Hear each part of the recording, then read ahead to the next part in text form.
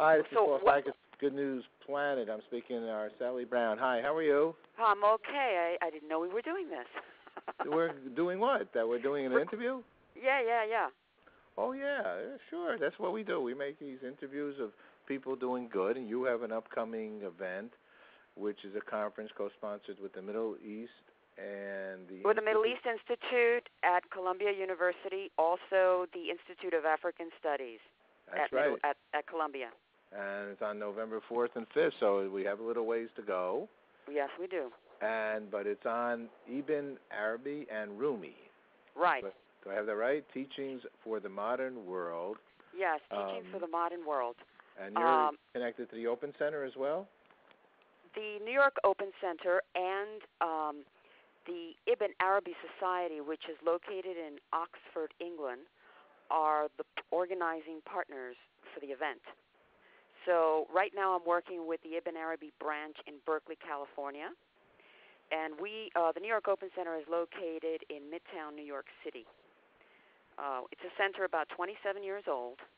It's a holistic center, and it's also a cultural, world culture learning center. So we decided to come up with this.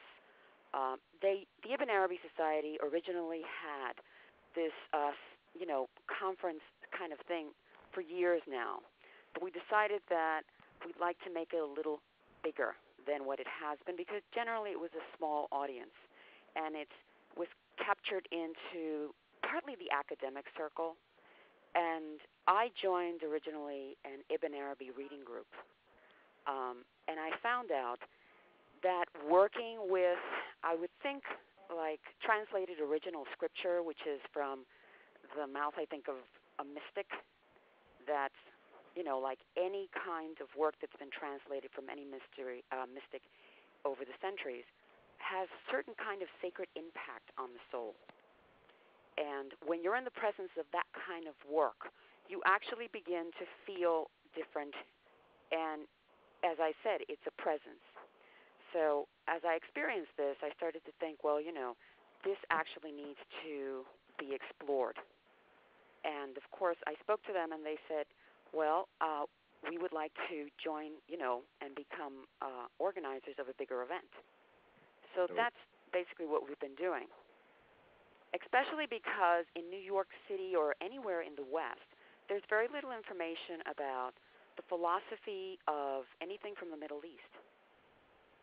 We really don't know anything. So this is just one way of exploring more information.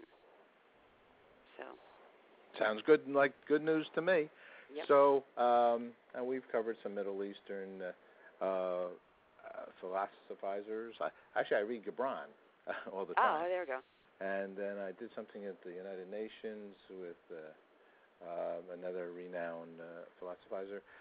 Sufism is connected to this. What yes, is that? Sufism is what they call the mystical branch of Islam, where sometimes it is recognized by Islam and sometimes it's not. But basically, the Sufism just considers the people who sort of practice Sufism consider themselves basically not a religion. They just consider themselves understanding God and understanding practice and basically trying to live in the moment. And it's very inclusive of all. It's a very spiritual kind of approach to the human being. That's what it's about. Uh-huh. So, yeah. What do you think someone's going to gain by attending this event? I think you can actually be exposed to philosophies that talk about how the soul can overcome any kind of challenge, be it personal, something bigger, something that helps you dig into yourself. So you, as they say, if you come to know yourself, you come to know your connection to a higher thing, to a higher self, to some people call it God, some call it the universe. But however it is, whatever you can do to go in that direction of locating and understanding yourself, you're going to be able to better tolerate things that go around you or understand other people around you and the world. So, sounds good to me. Now, yeah. Rumi is very, I think, quite renown and gets quoted all the time. Correct. Right? Tell me, I don't know, to be frank, much Ibn about Arabi. Ibn yes. Arabi, and I'm not a scholar, so forgive me for not knowing everything about him, but Ibn Arabi was born in Murcia, Spain, about, 10th century, 13th century, between there. And actually, I don't think they actually met. They were, one was starting, the other one was ending. And Ibn Arabi was, I guess, the son of somebody who's an official that was connected to the ruling class at the time in Spain, and maybe near the king or something like that. So what happens is Ibn Arabi eventually grew up being trained or not even trained. So I think he started to have revelations and eventually became this person who wanted to. I think he was in a very close circle, and some of his teachers were actually women, which is very unusual. And then it happens that he developed some followers, and like Rumi, he had sort of a right-hand person who did, I think, take all of his information in, and a lot of these writings, some of them have been lost, but a lot of the information is now still being translated by scholars. He died in Syria, although born in Islamic Spain, and at the time where it was called Andalusia. So, he is sort of sometimes thought of as very intellectual. He gathered immense information from every single part of life, be it, geometry, the arts, spirituality, you name it. There's enormous information about him and what he thought, and I feel like the transmissions he would get, let's say, from another world. And so all these things are written down, and a lot of the scholars are, I think, very excited about the information. They're still discovering, they're still translating from Arabic into English or other languages. So excellent. Mm-hmm. Excellent. All right. Well, this is going to be exciting. It is November 4th and 5th. It's going to be at Columbia University. Correct. It's in the evening. What will happen is you'll have the keynote speaker, which is James W. Morris from Boston College, and then you'll have there'll be the actual work of love poetry from Ibn Arabi being spoken in Arabic. It'll be recited, like performed, and then the same thing will happen with another presenter for Rumi. It'll be done in the original Persian, and after that, it'll be all translated and performed in English.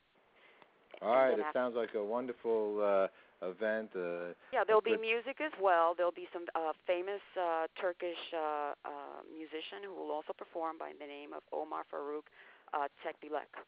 So definitely. And then there's the concert on Saturday night, and it's a full-day conference on Saturday from morning till evening, and then there's dinner and there's the whole thing coming up. So Coleman Barks is another person who will be at the conference, and Salman Ahmad, he's a Sufi rock singer, by the way. Right, okay.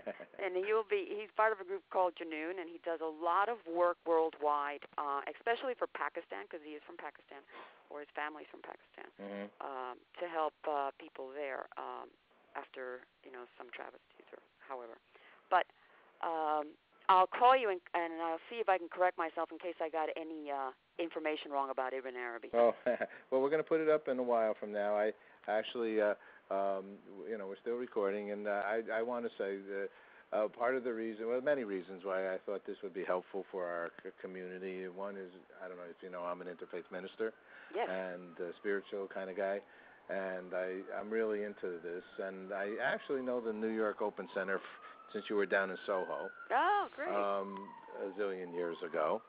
And you had always, and I knew your directors, and actually one of my professors, Rodriguez, now that I think about it, was one of our teachers. Oh, you're thinking of Maria Rodriguez. Yeah, she was my one of my mentors at the new seminary. Right, she was at the is it New Seminary? Yes, that's where I graduated from. There you go.